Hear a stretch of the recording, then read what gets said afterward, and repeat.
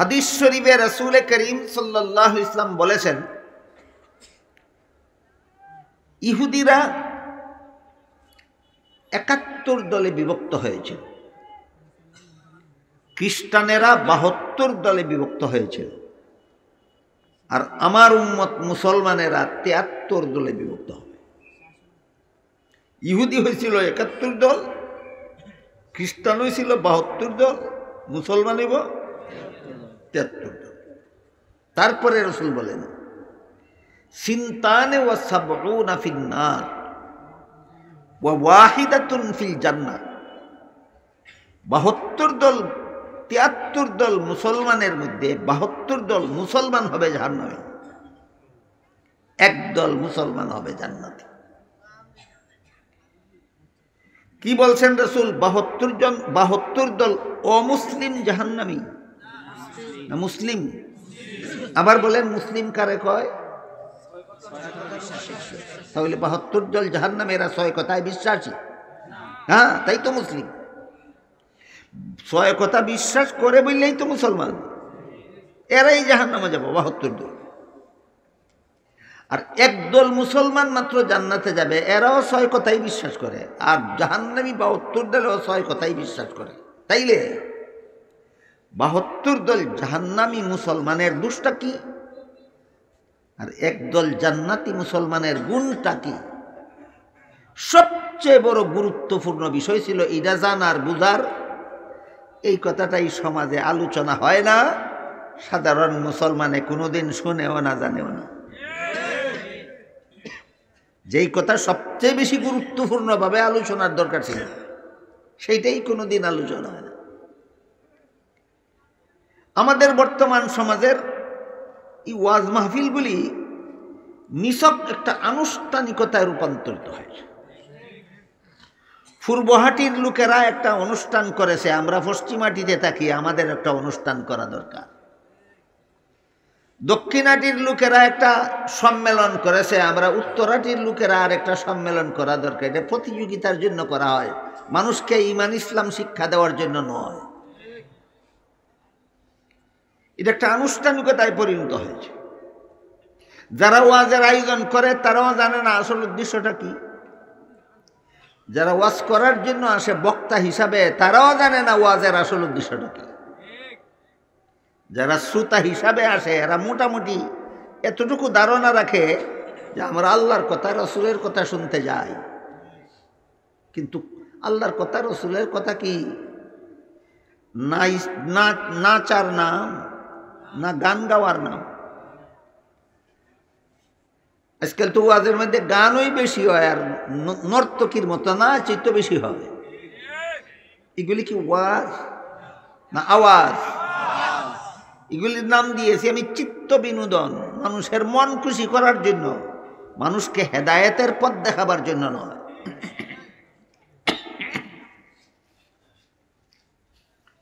এই আনুষ্ঠানিকতার থেকে আমাদের বেরিয়ে আসতে হবে।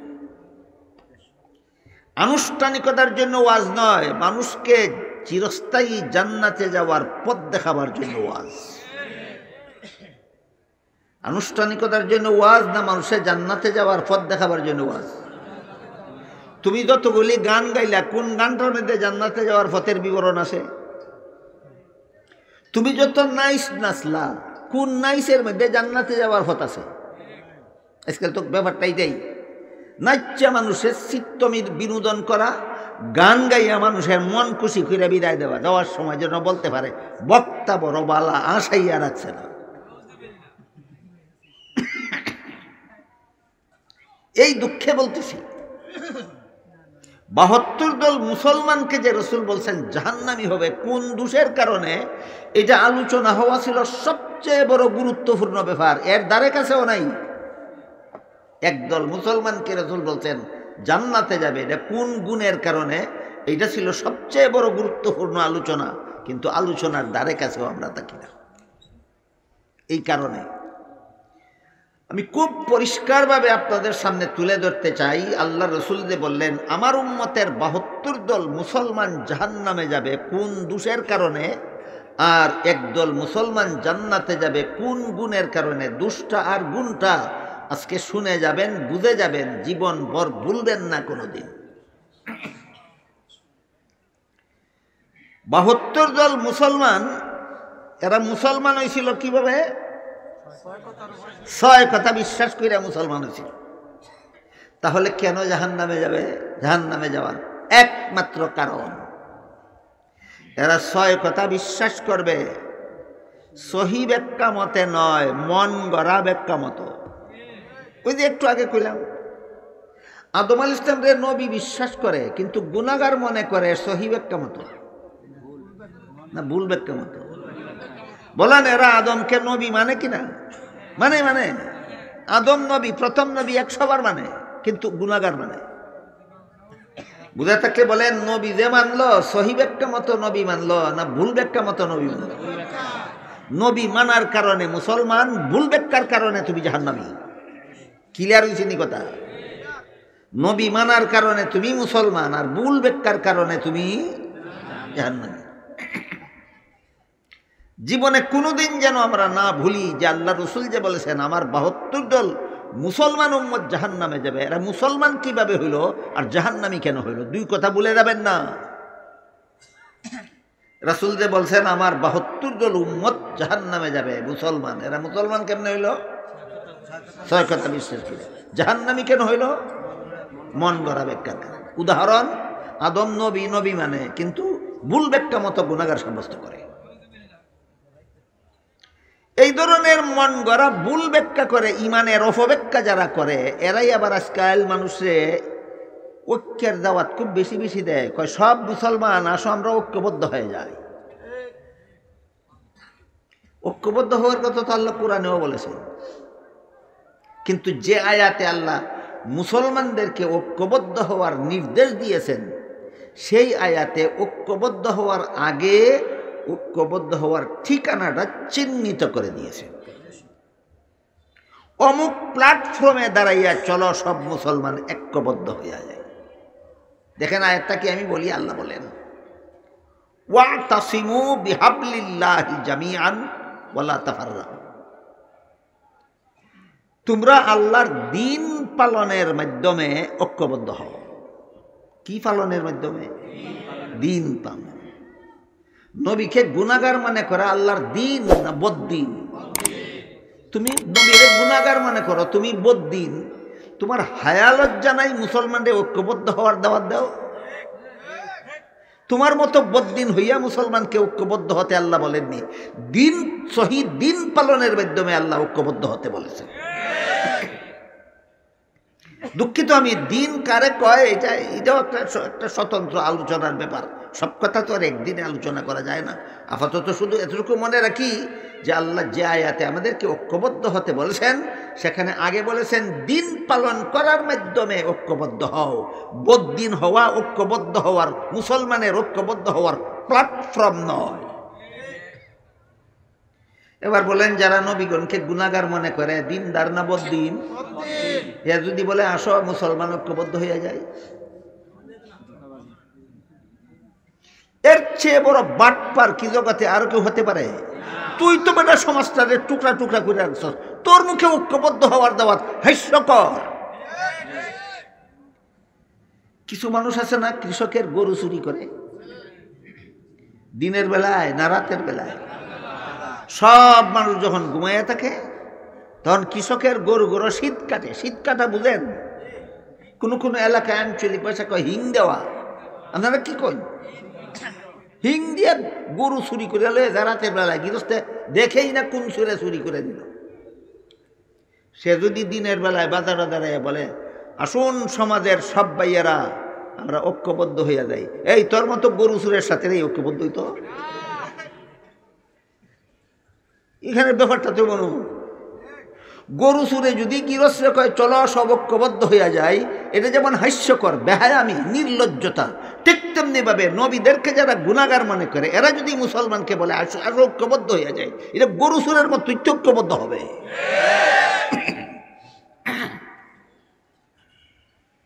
এই কারণে এই কথাটাও আমরা যেন কোনোদিন ভুলে না যাই। আল্লাহ কোরআনে ঐক্যবদ্ধ হতে বলেছেন বদ্দিনের সাথে নয়, দিনদারের সাথে ঐক্যবদ্ধ হও। এবার বলুন, আল্লাহ ঐক্যবদ্ধ হওয়ার কথা কোরআনে বলেছেন কিনা? বদ্দিনের সাথে না দিনদারের সাথে? বদ্দিন কে আর দিনদার কে?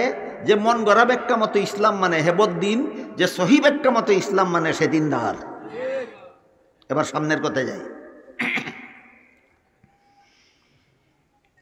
72 দল মুসলমান জাহান্নামী হবে। এবার বলুন 72 দল মুসলমান কেমন হয়েছিল?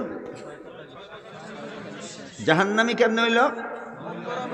মন গড়া ব্যাখ্যার কারণে। একদল মুসলমান জান্নাতি হবে, এরাও মুসলমান বিশেষ কথা বিশ্বাস করার দ্বারাই জান্নাতি। কেন? এরা 6 কথার কোনো কথাই মন গড়া ব্যাখ্যা মতো নয়, সবগুলি কথা সহি ব্যাখ্যা মতো গ্রহণ করার কারণে একদল মুসলমানকে আল্লাহ রাসূল জান্নাতি বলেছেন। জীবনে আর কোনোদিন ভুলে যাবেন না 72 দল মুসলমান জাহান্নামী হবে মন গড়া ব্যাখ্যার কারণে, একদল মুসলমান জান্নাতি হবে সহি ব্যাখ্যার কারণে। এখন প্রশ্ন জাগে, তাহলে সহি ব্যাখ্যা পাওয়া যায় কোথায়? জাগে কিনা? সহি ব্যাখ্যা পাওয়া যায় কোথায়? কিসের সহি ব্যাখ্যা? ইমানের 6 কথার সহি ব্যাখ্যা। কিসের? ইমানের 6 কথার সহি ব্যাখ্যা। ইমানের 6 কথা পাওয়া যায় কোরআনে আর হাদিসে, আর 6 কথার সহি ব্যাখ্যা পাওয়া যায় আল্লাহ রাসূল বলেন মা আনা আলাইহি ওয়া আসহাবি, নবীর সুন্নতে আর সাহাবাদের জমাতে। এই কথাটাও মনে রাখি, ইমানের 6 কথা পাওয়া যায় কোরআনে আর হাদিসে, আর 6 কথার সহি ব্যাখ্যা পাওয়া যায় নবীর সুন্নতে এবং সাহাবাদের জমাতে। দেখি আমি আপনাদের বুঝাইতে পারলাম কিনা? বলুন, ইমানের 6 কথা কোথায় পাওয়া যায়? আর 6 কথার সহি ব্যাখ্যা কোথায় পাওয়া যায়? নবীর সুন্নতে এবং সাহাবাদের জমাতে। নবীর সুন্নতে এবং সাহাবাদের জমাতে। কাজেই ইমানের 6 কথার ব্যাখ্যা যারা নবীর সুন্নত থেকে গ্রহণ করে এবং সাহাবায়ে কেরামের জমাত থেকে গ্রহণ করে, তাদের নাম আহলে সুন্নত ওয়াল জামাত। এমনি তালে তালে না ফালে ফালে। আহলে সুন্নাত ওয়াল জামাত তালে তালে হয় না ফালে ফালে হয় না। ইমানের 6 কথার ব্যাখ্যা সুন্নতে রাসূল আর জমাতে সাহাবাত থেকে গ্রহণ করলে হয়। এই কথাটা জীবনে ভুলবেন না কোনোদিন। আহলে সুন্নাত চাপার জুড়ে হয় না, আহলে সুন্নাত গায়ের জুড়ে হয় না, আহলে সুন্নাত স্লোগানের জুড়ে হয় না, আহলে সুন্নাত তালে তালে ফালে ফালে হয় না। 6 কথার ব্যাখ্যা 2 ঠিকানার থেকে গ্রহণ করলে হয়। এক ঠিকানার নাম নবীর সুন্নত, আর এক ঠিকানার নাম সাহাবাদের জমাত। আহলে সুন্নত কথার মানেই হইল সুন্নতের অনুসারী। বলুন, কার সুন্নতের? ওয়াল জামাত অর্থই হলো জমাতের অনুসারী। বলুন, কার জমাতের? সাহাবায়ে কেরামের। তুমি জমাত না, তোমার আদর্শ মাপকাঠি সাহাবাদের জমাত। দলের নামের সাথে জমাতের লেজ জুইরা দিলেই আহলে সুন্নাত ওয়াল জামাত হয় না। যদি জমাত শব্দটা দলের নামের মধ্যে লাগাই দিলে আহলে সুন্নাত ওয়াল জামাত হইতো। কাদ্যানীরা আপনাদের আগে আহলে সুন্নাত ওয়াল জামাত হয়ে যেত। জানেন কাদ্যানীরা দলের নাম কি রাখছে? আহমদিয়া, মুসলিম। এই যে জমাত শব্দ আছে না, যে জমাত শব্দ দলের নামের লেজ লাগাই দিলি জমাত হয় না? জমাতে সাহাবার অনুসারী হইলে জমাত হয়। এটা বলি না জানা কোনোদিন। নিজের দলের নামের মধ্যে জমাত শব্দের লেজ জুড়ে দিলে জমাত হয় না। সাহাবায়ে কেরামের জমাতকে সত্যের মাপকাঠি মানলে ওয়াল জমাত হয়। এই কথাটাই রাসূল হাদিসে বলে দিয়েছেন, মা আনা আলাইহি ওয়া আসহাবি, আমার সুন্নত এবং আমার সাহাবায়ে কেরামের জমাত থেকে যদি ইমানের 6 কথার ব্যাখ্যা গ্রহণ করো, এটা শুদ্ধ ব্যাখ্যা, তোমার নাম আহলে সুন্নাত ওয়াল জামাত, তুমি জান্নাতি মুসলমান। ইমানের 6 কথার প্রথম কথা কি ছিল? আমি আল্লাহ বিশ্বাস করি। প্রথম কথা কি ছিল? 2 নম্বর কথা ছিল ফিরিস্তা বিশ্বাস করি। 3 নম্বর কথা ছিল আসমানি কিতাব বিশ্বাস করি। 4 নম্বর কথা ছিল নবী রাসূল বিশ্বাস করি। 5 নম্বর কথা ছিল তকদির বিশ্বাস করি। 6 নম্বর কথা ছিল আখিরাতের চিরস্থায়ী, পরকালের চিরস্থায়ী জীবন বিশ্বাস করি। প্রত্যেকটার কিছু ব্যাখ্যা আছে মন গড়া, কিছু ব্যাখ্যা আছে সহি। আল্লাহ বিশ্বাস কিছু আছে মন গড়া, কিছু আছে সহি। রসুল বিশ্বাস কিছু আছে মন গড়া, কিছু আছে সহি। তকদির বিশ্বাস, কিছু আছে মন গড়া, কিছু আছে সহি। আসমানি কিতাব বিশ্বাস, কিছু আছে মন গড়া, কিছু আছে সহি। সমস্ত মন গড়া ব্যাখ্যার থেকে সহি ব্যাখ্যাকে আলাদাভাবে চেনার জন্য আল্লাহ রাসূল দুইটা স্কেল উম্মতের হাতে প্রদান করেছেন। একটা স্কেলের নাম নবীর সুন্নত, আর একটা স্কেলের নাম সাহাবায়ে কেরামের জামাত। নবীর সুন্নতকে যারা নিজের অনুসরণীয় ইসলামের ব্যাখ্যার জন্য, বিশেষ করে ইমানের 6 কথার ব্যাখ্যার জন্য যারা নবীর সুন্নতকে মাপকাঠি রূপে গ্রহণ করে না, এরা জান্নাতি মুসলমান নয়, এরা পথভ্রষ্ট ভ্রান্তপন্থী মুসলমান। অনুরূপভাবে সাহাবায়ে কেরামের জামাতকে যারা সত্যের মাপকাঠি রূপে গ্রহণ করে না, এরা জান্নাতি মুসলমান নয়, এরা ভ্রান্তপন্থী মুসলমান।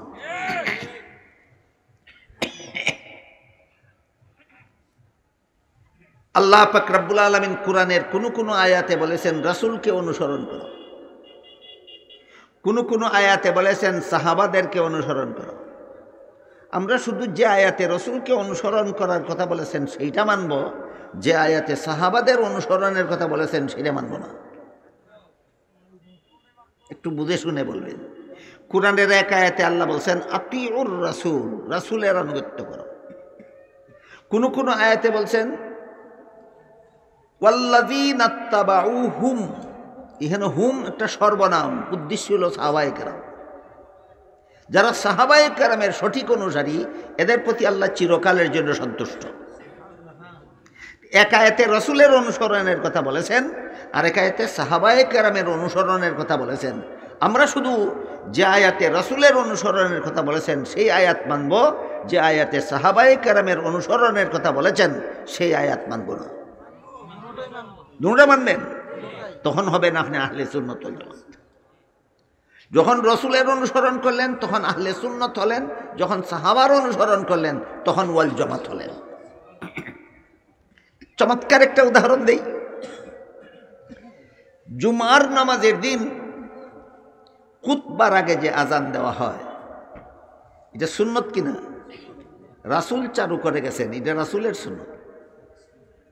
হ্যাঁ, খুতবার আগে যে আজানটা দেওয়া হয় এটা রাসূলের চালু করা সুন্নত। আর এর আগে যে মিনারায় যে আজানটা দেওয়া হয় এটা রাসূল চালু করে যাননি, রাসূলের সাহাবী হযরত উসমান রাদিয়াল্লাহু আনহু চালু করেছেন, যা সাহাবাদের সুন্নত। কাজে আমরা শুধু খুতবার আগে আজান দিব, এর আগে মিনারের আজান দেব না, যেহেতু আমরা শুধু রাসূলের অনুসারী। জামাতের অনুসরণ পাইলাম কোথায়?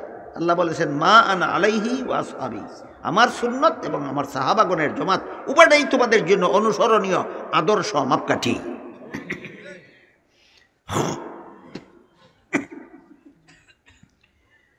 এখানে যারা পার্থক্য করে এরাই 6 কথার মন গড়া ব্যাখ্যার দরজা খুলে। রসুল মানি সাহাবা মানি না, রসুলকে মাপকাঠি মানি সাহাবাকে মাপকাঠি মানি না, এই পার্থক্য যারা অপব্যাখ্যার দ্বারা বাইর করে এরাই এক অংশ মানে আয়াতের, আরেক অংশ মানে না, রাসূলের হাদিসের এক অংশ মানে আরেক অংশ মানে না। কাজেই আমরা ইমানের 6 কথার সহি ব্যাখ্যা কত ঠিকানার থেকে গ্রহণ করব? 2 ঠিকানা। এক ঠিকানার নাম নবীর সুন্নত, আর এক ঠিকানার নাম সাহাবায়ে কেরামের জামাত। এই জন্য আমরা হব সত্যিকারের আহলে সুন্নত ওয়াল জামাত। এবার আমি আল্লাহ সম্পর্কে কিছু সহি ব্যাখ্যার উদাহরণ দেব আপনাদের, পাশাপাশি মন গড়া ব্যাখ্যাটা কি। নবী রাসূল সম্পর্কে কিছু সহি ব্যাখ্যার উদাহরণ দেব আপনাদেরকে, পাশাপাশি মন গড়া ব্যাখ্যাটা কি আছে সেটাও বলবো, যেন আপনারা প্রত্যেকে এখান থেকেই বুঝে যেতে পারেন আপনি সহি ব্যাখ্যা মতো আল্লাহ মানেন না মন গড়া ব্যাখ্যা মতো আল্লাহ মানেন, আপনি সহি ব্যাখ্যা মতো নবী মানেন না মন গড়া ব্যাখ্যা মতো নবী মানেন, এখান থেকে যেন বুঝে যেতে পারেন। আজকের মতো শুধু আল্লাহ সম্পর্কে কিছু সহি ব্যাখ্যা আর কিছু মন গড়া ব্যাখ্যা, আর নবী রাসূল সম্পর্কে কিছু সহি ব্যাখ্যা আর কিছু মন গড়া ব্যাখ্যার আলোচনা হবে উদাহরণস্বরূপ। বিস্তারিত আলোচনার তো সময় নেই। আল্লাহ সম্পর্কে যত সহি ব্যাখ্যা আছে এর মধ্যে একটা সহি ব্যাখ্যা হলো দুনিয়ার জীবনে কোনো মানুষ চর্মচুকে কোনোদিন আল্লাহকে দেখতে পাবে না। একটা সহি ব্যাখ্যা আল্লাহ সম্পর্কে, একটা সহি ব্যাখ্যা হলো দুনিয়ার জীবনে চর্মচোখে কোনো মানুষ কোনোদিন আল্লাহকে দেখতে পাবে না। কারণ কি? মুফাসসিরিন কেরাম তাফসীরের কিতাবে লিখেছেন, এর কারণ হলো, কারণটা পরিষ্কার, কঠিন কিছু না। আল্লাহকে দেখার জন্য চোখে যে পরিমাণ পাওয়ারের দরকার হয়, দুনিয়ার জীবনে কোনো মানুষের চোখে আল্লাহ ওই পরিমাণ পাওয়ারই দেন না, ইচ্ছা করেই দেন না। বলেন কেন আমরা দুনিয়ার জীবনে আল্লাহকে দেখব না?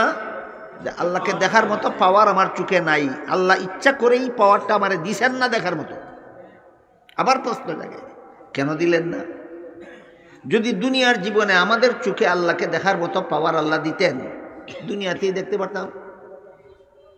না দিয়ে আমাদের বঞ্চিত করলেন কেন?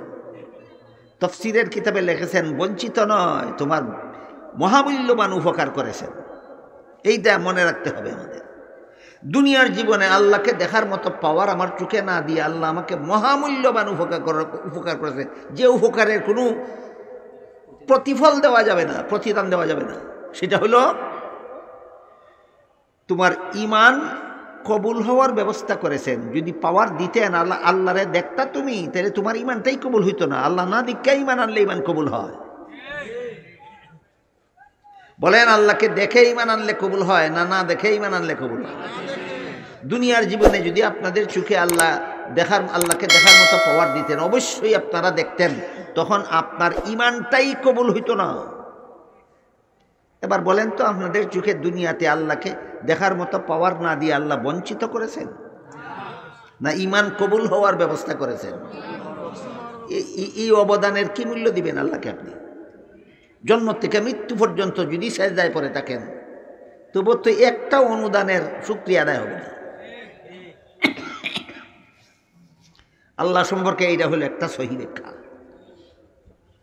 আল্লাহ সম্পর্কে 2 নম্বর সহি ব্যাখ্যা হলো, পরকালের জীবনে আল্লাহ মুমিন বান্দাদের চোখে আল্লাহকে দেখার মতো পাওয়ার দিবেন। তখন মুমিন বান্দারা আল্লাহকে পূর্ণিমার চন্দ্রের চেয়েও আরো পরিষ্কারভাবে দেখতে পারবে। তাইলে দুনিয়াতে দেখা যাবে না, এটা হলো একটা সহি ব্যাখ্যা আল্লাহর বেলায়, আর আখেরাতে দেখা যাবে সেটা হলো আল্লাহর বেলায় আরেকটা সহি ব্যাখ্যা। এখানেও প্রশ্ন আছে, আমরা তো না দেখেই বিশ্বাস করেছি, তাহলে পরকালে আর দেখার ব্যবস্থার দরকার কি? প্রশ্ন বুঝলেন কিনা? আপনারা কি দেখার অপেক্ষায় আছেন বিশ্বাস করার জন্য, না না দেখেই বিশ্বাস করেছেন? ঈমান গ্রহণযোগ্য হয়ে গেছে, জান্নাতে যাবেন, আবার আল্লাহরে দেখলেই কি না দেখলেই কি? এই প্রশ্নের জবাবও জানা থাকা দরকার। জান্নাতীরা জান্নাতে গিয়ে যত নিয়ামত ভোগ করবে, সমস্ত নিয়ামতের উপভোগে যত আনন্দ হবে, আল্লাহকে দেখার আনন্দ হবে তার চেয়েও বেশি। বুঝে থাকলে বলেন, জান্নাতের নিয়ামত ভোগ করার আনন্দ বেশি না আল্লাহকে দেখার আনন্দ বেশি? এটার থেকে যেন কোনো মুমিন আখেরাতে বঞ্চিত না থাকে, এই জন্য প্রতিটি মুমিন বান্দার চোখে পরকালে আল্লাহকে দেখার মতো পাওয়ার দেওয়া হবে। বলুন তো, আল্লাহ সম্পর্কে সহি ব্যাখ্যাগুলি কি মুসলমানের জানা দরকার, মনে রাখা দরকার? আল্লাহ সম্পর্কে 3 নম্বর সহি ব্যাখ্যা। এই 3 নম্বর ব্যাখ্যার কয়েকটা পার্ট আছে, কয়েকটা অংশ আছে। 1 নম্বর, আল্লাহ কখনো কারো সাথে অবিচার করেন না, বিন্দু মাত্র করবে না। কেউ যদি মনে করে আল্লাহ অমুকের সাথে অথবা আমার সাথে সামান্য অবিচার করেছেন, অথবা কেউ যদি মনে করে আল্লাহ কারো সাথে বিন্দু মাত্র অবিচার করবেন, সাথে সাথে বেঈমান কাফির হয়ে যাবে। আল্লাহ সম্পর্কে অবিচারের ধারণা কুফরি। আল্লাহ সম্পর্কে অবিচারের ধারণা কুফরি। আল্লাহ সম্পর্কে অবিচারের ধারণা করবেন, কাফির হয়ে যাবে। তাহলে আমরা আল্লাহর ব্যাপারে কি বিশ্বাস করব? তিনি অবিচারী না সুবিচারী? 1 নম্বর। 2 নম্বর হইল, হাসরের দিন, কিয়ামতের দিন, শেষ বিচারের দিন আল্লাহ যদি কোনো বান্দার সাথে সুবিচার করেন, তার জাহান্নামে যাওয়া ছাড়া রক্ষা নয়। আগের কথাটা খুব সোজা ছিল, এখন একটা অত সোজা না। আল্লাহ যে সুবিচারী এটা বোঝা খুব সোজা, কিন্তু সুবিচার করলে যে জাহান্নামে যাওয়া ছাড়া তোমার কপালে আর কিছু ভাগ্যে কিছু জুটবে না, এটা বোঝা সোজা না। এক নম্বর কথা হইল আল্লাহ কারো সাথে বিন্দু মাত্র অবিচার করবেন না। 2 নম্বর কথা হইল যদি শেষ বিচারের দিন আল্লাহ কোনো বান্দার সাথে সুবিচার করেন তার জান্নাতে যাওয়ার কোনো উপায় থাকবে না, জাহান্নাম ছাড়া তার কপালে আর কিছু থাকবে না। 3 নম্বর কথা হইল তাহলে জাহান্নাম থেকে বাঁচার উপায়টা কি? একমাত্র উপায় হলো আল্লাহর দয়া। বলেন আল্লাহ সুবিচার করলে জান্নাতে যেতে পারবেন না, জান্নাতে যেতে হবে আল্লাহর দয়ায়। এগুলি আল্লাহ সম্পর্কে সহি ব্যাখ্যা জানতে হবে, বিশ্বাস করতে হবে, তা নাইলে আল্লাহ বিশ্বাস কইরেও জাহান্নামে যাইতে হবে। আপনারা কি কথা বুঝেন আমার? আল্লাহর দয়া ছাড়া কেউ নিজের জিন্দেগির বন্দেগির দ্বারা জাহান্নাম থেকে বাঁচতে পারবে না, জান্নাতে যেতে পারবে না। জাহান্নাম থেকে বাঁচতে হবে আল্লাহর দয়ায়, জান্নাতে যেতে হবে আল্লাহর দয়ায়।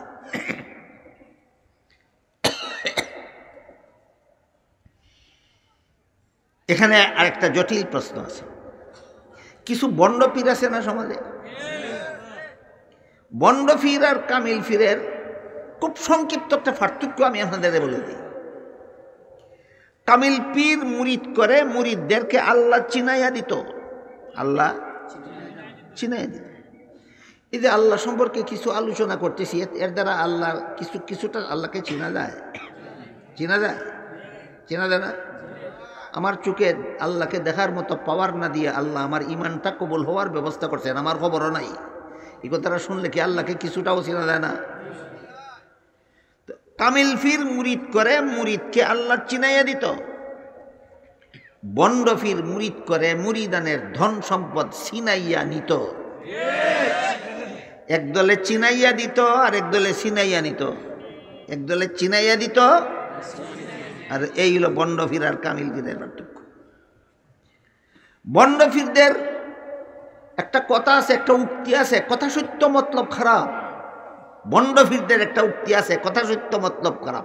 সেটা হলো বন্ড পীরদের দেখবেন নামাজ নাই, রোজা নাই, ইবাদত নাই, বন্দেগি নাই, হালাল নাই, হারাম নাই, ফর্দা নাই, ফুসিদা নাই। ইচ্ছা মতো তারা তাদের মারিফত নিয়ে চলে। মাজারে মাজারে গান গায়, বাজনা বাজায়, নর্তকী নাচায়, মেয়ে লোকদের নিয়ে বেফর্দা চলে, মাথার চুলে জটা রাখে, জীবনে কোনোদিন চুলের গুড়া পর্যন্ত পানি বলছে না। এদেরকে যদি জিজ্ঞাসা করা হয় 5 বেলার নামাজ ফরজ, করো না কেন? মহিলাদের সাথে পর্দা করা ফরজ, করো না কেন? গান বাজনা হারাম, ছাড়ো না কেন? এরা বলে এই ফরজ আর হারামির শরীয়তের ভাষা, যে মৌলবীরা কয় আমরা মারিফতপন্থী, আমরা মারিফতপন্থী, আমাদের কাছে শরীয়তের হারাম হারাম থাকে না, শরীয়তের ফরজ ফরজ থাকে না। এই মৌলবীরা শরীয়তপন্থী, এই জন্য এরা হালাল হারামের কথা বলে। গান হারাম শরীয়তে, মৌলবীরা বলবে এটা শরীয়তে হারাম। আমরা মারিফতপন্থী, মারিফত হাসিল হইলে শরীয়তের হারাম হারাম থাকে না। বাজনাকে মৌলবীরা হারাম বলবেই, ওরা শরীয়তপন্থী। আমরা মারিফতপন্থী, মারিফতে শরীয়তের হারাম হারাম থাকে না। আমি যদি বন্ডদের এই কথাটা একটু সময়ের জন্য মাইনা নেই, যে মারিফত হাসিল হয়ে গেলে শরীয়তের হারাম হারাম থাকে না। তুমি তো মারিফতপন্থী, তুমি বাতনা খাইয়া গোবর খাও, তোমার জন্য তো হারাম না। শরীয়তের বিধান মতো বলদের পেশাব পান করা হারাম। তুই তো বেটা শরীয়তপন্থী না, তুই তো মারিফতপন্থী। তুই সাপ্লাই পানি না পান করিয়া বলদের পেশাব পান কর, তোর জন্য তো হালাল। এগুলো শয়তানি আর ইত্রামি ছাড়া আর কিছু নয়। আল্লাহর কোনো ওয়ালি এই জন্যই শরীয়ত এবং মারিফতের পার্থক্য বুঝাই দেয়। চমৎকার একটি উদাহরণ দিয়েছেন একটা কবিতার মাধ্যমে। তিনি বলেন, ইলমে বাতিন হামচু মিসকা, ইলমে জাহির হামচু শির। ইলমে বাতিন হামচু মিসকা, ইলমে জাহির হামচু শির। বেশিরে কাই মিসকা শাওয়াদ, কাই শাওয়াদ বেশরএ পীর। এর অর্থ হইল শরীয়ত হইল দুধের মতো, মারিফত হইল ঘিয়ের মতো।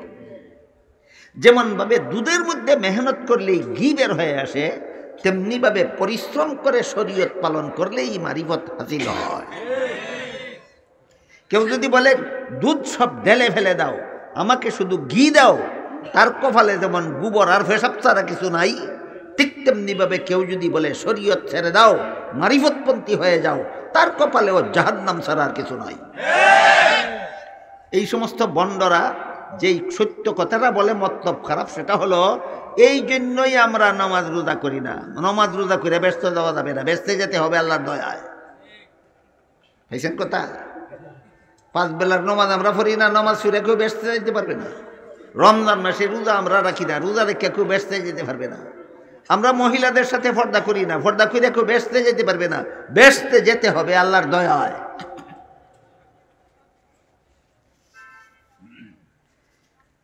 আমি জবাব দেওয়ার আগে আপনারা জিজ্ঞাসা করি, মানুষের সন্তান দান করেন কে? না কোনো পীরে সন্তান দিতে পারে? কোনো নবী রাসূল পারে না। সন্তান দেওয়ার মালিক একমাত্র আল্লাহ। এখন যদি কোনো লোকে কয় যে সন্তান দেওয়ার মালিক যখন আল্লাহ, আমি বিয়া করতে যাব কেন? যেই ধরনের বাটপার, ঠিক তেমনি ভাবে যে বলে বেহেশতে যেতে হবে আল্লাহর দয়ায়, আমি ইবাদত বন্দেগী করতে যাব কেন, সে ওই রকমের বাটপার। অথচ আল্লাহ কোরআনে বলেছেন ওয়াবতাগু ইলাইহিল ওয়াসিলা। এখানে ওসিলা অর্থ ভিড় না, এখানে ওসিলা অর্থ ইবাদত, নামাজ রোজা, ইবাদত বন্দেগী। তোমার নামাজ রোজা ইবাদত বন্দির উসিলায় আল্লাহ দয়া করবেন, আর দয়ার কারণে তুমি জান্নাতে যাইবা। ফসল দেওয়ার মালিককে? আমি কেন চাষাবাদ করব? উসিলা। আমি কেন চাষাবাদ করব? উসিলা। রোগ মুক্তি দেওয়ার মালিককে? আমি কেন ডাক্তারের কাছে ওষুধ খেতে যাব? উসিলা। ওষুধ খাওয়ার বেলায়ও বুঝে, গৃহস্থী করার বেলায়ও বুঝে, বিয়া করার বেলায়ও বুঝে, শুধু নামাজ রোজার বেলায় ভণ্ডর দলে বুঝে না। আসলেই বুঝে না, না জাতে মাতাল তালে ঠিক? আসলে বুঝে না, না আসলে জাতে মাতাল তালে ঠিক। এটা একটা কাহিনী আছে, গল্প আছে। এক লোকের গাছের কলা পাকছে, নিয়ে রানা হয়েছে বাজারও বিক্রি করব। রাস্তার পাইকারে সবগুলি কলা কিনা লাইছে, 10 টাকা হালি হিসাব করতে পারি। পাইকারকে কত হালি হইল গুনে সমঝাইতে হবে কিনা, গন্যা দিতে হইব কিনা? কে গন্যা দিব? মালিকে। কলার শরীর মালিকে গনে আর দেয়। 4টা করে হালি গনে আর দেয়, ফাঁকে ফাঁকে 3টা করে হালি গনে। প্রথম যখন ধরে ফেলাইছে, তুই 3টা গনছস, কয় মাথাটা ঠিক না। দ্বিতীয়বার যখন দৌড়ে ফেলাইছে, আবার 3টা গনছস, কয় মাথাটা ঠিক না। তৃতীয়বার যখন দৌড়ে ফেলাইছে, কয় এখন কেন 3টা হালি গনলে? কয় মাথাটা ঠিক না। তখন পাইকারে কয় মাথা ঠিক না থাকার কারণে যদি মাঝে মধ্যে 3টা করে হালি গনস, তাহলে তো ফাঁকে ফাঁকে 5টা করেও হালি গনতে পারস। কয় অত খারাপ হয়েছে না, এর মাথা খারাপ হয়েছে। 5টা আলি গনবার লাগে না 3টা আলি গনবার লাগে। এই বন্ডের দলেরও আল্লাহ ভরসা হয়েছে শুধু এবাদত করার জন্য। বিয়ার বেলায় আল্লাহ ভরসা নাই, গৃহস্থির বেলায় আল্লাহ ভরসা নাই, ওষুধ খাওয়ার বেলায় আল্লাহ ভরসা নাই, শুধু নামাজ রোজার বেলায় আল্লাহ ভরসা। শয়তান কোথাকার।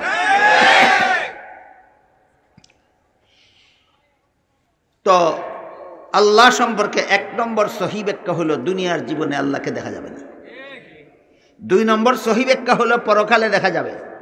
3 নম্বর সহি ব্যাখ্যা হলো নামাজ রোজা ইবাদত বন্দেগীর দাবিতে বেহেশতে যাওয়া যাবে না, বেহেশতে যেতে হবে আল্লাহর দয়ায়, আর আল্লাহর দয়া পেতে হবে ইবাদত বন্দেগীর উসিলায়। বেহেশতে যেতে হবে আল্লাহর দয়ায়, আর আল্লাহর দয়াটা পাওয়া যাবে ইবাদত বন্দেগীর উসিলায়। আল্লাহ সম্পর্কে আজকের মতো 3টা সহি ব্যাখ্যা, পাশাপাশি মন গড়া ব্যাখ্যার কথা শুনিলাম। কয়েক মিনিট ধৈর্য ধরে বসলে নবী রসুল সম্পর্কে কিছু সহি ব্যাখ্যা আর কিছু মন গড়া ব্যাখ্যার কথা বলি। নবী রসুল সম্পর্কে 1 নম্বর সহি ব্যাখ্যা হলো সমস্ত নবীগণ আজীবন বেগুনাহ। আমি শুরুতে আলোচনা করে ফেলেছি, সমস্ত নবী রসুলগণ আজীবন বেগুনাহ। 2 নম্বর সহি ব্যাখ্যা হলো আল্লাহ রসুল বলেন আল আম্বিয়াউ আহইয়াউন ফি কুবুরিহিম। নবী রসুলগণকে দাফন করা মাত্রই আল্লাহ তাদেরকে জীবিত করে দেন। দাফনের পরে কোনো নবী মুর্দা থাকেন না। এক হাদিসে আমাদের নবী বলেছেন, আমাকে দাফন করার পর কিয়ামত পর্যন্ত যে কোনো দেশের যে কোনো উম্মত যে কোনো সময় আমার রওজা শরীফের পাশে গিয়া দুরুদ সালাম পড়লে আমি নিজের কানে শুনবো, নিজের মুখে জবাব দেব। বলেন তো, যে কোনো সময় নবীর রওজার পাশে গিয়ে দুরুদ সালাম পড়লে নিজের কানে শুনবেন কেন? মুর্দা থাকার কারণে না জীবিত? নিজের মুখে জবাব দিবেন মুর্দা হওয়ার কারণে না জীবিত? নবী রসুল সম্পর্কে 2 নম্বর সহি ব্যাখ্যা হলো দাফন করার পর থেকে তারা জীবিত, দাফন করার পর থেকে তারা জীবিত। 1 নম্বর সহি ব্যাখ্যা বেগুনাহ, 2 নম্বর সহি ব্যাখ্যা দাফনের পর থেকে জীবিত। 3 নম্বর সহি ব্যাখ্যা হলো ফি কুবুরিহিম, জীবিত হয়ে তোমাদের কোনো অনুষ্ঠানে আগমন করেন না, নবী রওজা শরীফের ভিতরে থাকেন। নবী বলে গেছেন আমি রওজা শরীফের ভিতরে থাকবো, তুমি বলো তোমার অনুষ্ঠানে আসেন, এই জন্য নবীকে সম্মান করার জন্য দাঁড়াও। নবী তোমার তোমার তোমার অনুষ্ঠানে নবী বলেন আমি ওখানে থাকবো, আর তুমি বলো আসেন, তোমার কথা মানবো না নবীর কথা মানবো? তাইলে যে নবীর কথার বিপরীত কথা বলে, নবীর কথার উল্টা কথা বলে, সেই নাকি আশিকে রসুল হয়? হাদিস শরীফে রাসূল করিম সাল্লাল্লাহু আলাইহি ওয়াসাল্লাম বলেন ইয়াকুম ওয়া মুহদাসাতিল উমুর ফাইন্না কুল্লা মুহদাসাতিন বিদআতুন ওয়া কুল্লা বিদআতিন দালালা ওয়া কুল্লা দালালাতিন ফিন্নার আও কামা ক্বালা আলাইহিস সালাতু ওয়াসসালাম। সাবধান, ধর্মের বেলায় মন গড়া কাজ করবা না। ধর্মের নামে মন গড়া কাজ করার নামই বেদাত। ধর্মের নামে মন গড়া কাজকে কি বলে? রাসূল বলেন বেদাত বলে। আর বেদাত করলে তুমি জান্নাতের পথ হারাবে, জান্নাতের পথ হারালে তোমার জাহান্নামী হওয়া ছাড়া গতি নাই। এক হাদিসে রাসূল করিম সাল্লাল্লাহু আলাইহি ওয়াসাল্লাম বলেন বেদাতীদের কোনো ফরজ বন্দেগীও কবুল হয় না, বেদাতীদের কোনো নফল বন্দেগীও কবুল হয় না। একটা বেদাত করে একজনে 5 বেলার ফরজ নামাজ যে পড়ে, এটা তো বেদাত না।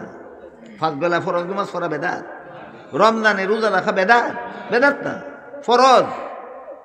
একটা বেদাত করার কারণে রসুল বলেছেন যতক্ষণ পর্যন্ত যেই বেদাতের বদভ্যাসটা তোমার আছে এটা তওবা করে ছাড়বা না, ততক্ষণ পর্যন্ত তোমার 5 বেলার ফরজ নামাজও কবুল হবে না, তাহাজ্জুদের নফলও কবুল হবে না। 5 বেলার ফরজ বেদাত ছিল না ফরজ ছিল? কবুল হইল না কেন? বেদাতের কারণে। একটা বেদাত যার জীবনে পাওয়া যাবে, তওবা করে ছাড়বে না, তার জিন্দেগির কোনো বন্দেগি আল্লাহর কাছে কবুল হবে না। কারণ কি? চমৎকার কারণ লিখেছেন মুফাসসিরিনে কেরাম তাফসীরে যাবে। কারণ হইল যারা বেদাত করে, ধর্মের নামে মন গড়া কাজ করে, এরা বুঝাতে চায়, মুখের দ্বারা বলে না, কাজের দ্বারা বুঝাতে চায় যে এটার মধ্যে যে সওয়াব আছে নবী জানতো না এই জন্য বলেনি, আমি জানি এই জন্য করলাম। যেমন আজানের আগে দুরূদ শরীফ পড়া, নবী কোনোদিন বলেননি, সাহাবায়ে কেরাম কোনোদিন করেননি। আজানের আগে দুরূদ শরীফ পড়ার কথা নবী কোনোদিন বলেননি, সাহাবায়ে কেরাম কোনোদিন করেননি। আজকাল যারা করে এরা এই কথা বুঝাইতে চায় নবী আর সাহাবা এরা জানে না এই জন্য করে না, আমি জানি এই জন্য করি। এই জন্য তাফসীরের কিতাবে লিখছেন বেদাতীদের চেয়ে জঘন্যতম বেয়াদব নবীর দরবারের আর কেউ হতে পারে না। এরা নবীকে নিজের কাজের দ্বারা মূর্খ সাব্যস্ত করে। জানাজার নামাজের সালাম ফিরাবার পর সম্মিলিতভাবে দোয়া করলে যে সওয়াব হয়, এটা নবী জানতো না, এই জন্য কইছেও না, করছেও না, আমি জানি এই জন্য আমি করি। কি মনে করেন বেদাতের চেয়ে জঘন্যতম কোনো কাজ আছে? আর এই জন্য রাসূল বলেন যে বেদাত করে এর জীবনের কোনো ফরজ বন্দেগীও কবুল হবে না কেন, কোনো নফল বন্দেগীও কবুল হবে না কেন? কারণ হে বেদাত কাজের মাধ্যমে এই কথা বলতে চায় নবী মূর্খ, সে জ্ঞানী। নবী মূর্খ হওয়ার কারণে নবী বলে নাই, হে জ্ঞানী হওয়ার কারণে সে করতেছে। এই জন্য আল্লাহ রাসূল বারবার হাদিস শরীফে বলেছেন ইয়াকুম ওয়া মুহদাসাতিল উমুর, সাবধান, ধর্মের নামে মন গড়া কাজ করবে না। ধর্মের কাজ করতে হইলে সহি ব্যাখ্যা মতে করতে হবে। আল্লাহ বিশ্বাস করো, সহি ব্যাখ্যা মতো আল্লাহ বিশ্বাস করো। নবী বিশ্বাস করো, সহি ব্যাখ্যা মতো নবী বিশ্বাস করো। নবীকে বেগুনাহ বিশ্বাস করা এটা নবী সম্পর্কে সহি ব্যাখ্যা, নবীকে গুনাহগার মনে করা নবী সম্পর্কে ভ্রান্ত ব্যাখ্যা। নবী দাফনের পরে জীবিত বিশ্বাস করা সহি ব্যাখ্যা, দাফনের পরে ও নবীকে মৃত মনে করা, মুর্দা মনে করা নবী সম্পর্কে ভ্রান্ত মতবাদ। নবীকে রওজা শরীফে অবস্থান করেন সদা সর্বদা বিশ্বাস করা বিশুদ্ধ মতবাদ। নবী আমাদের অনুষ্ঠানে আগমন করেন, এই মতবাদ ইসলামের নামে ভ্রান্ত মতবাদ।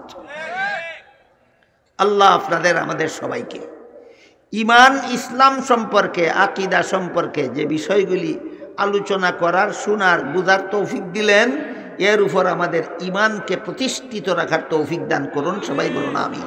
সুবহান রাব্বিকা রাব্বিল ইজ্জাতি আম্মা ইয়াসিফুনা ওয়া সালামুন আলাল মুরসালিন ওয়ালহামদুলিল্লাহি রাব্বিল আলামিন।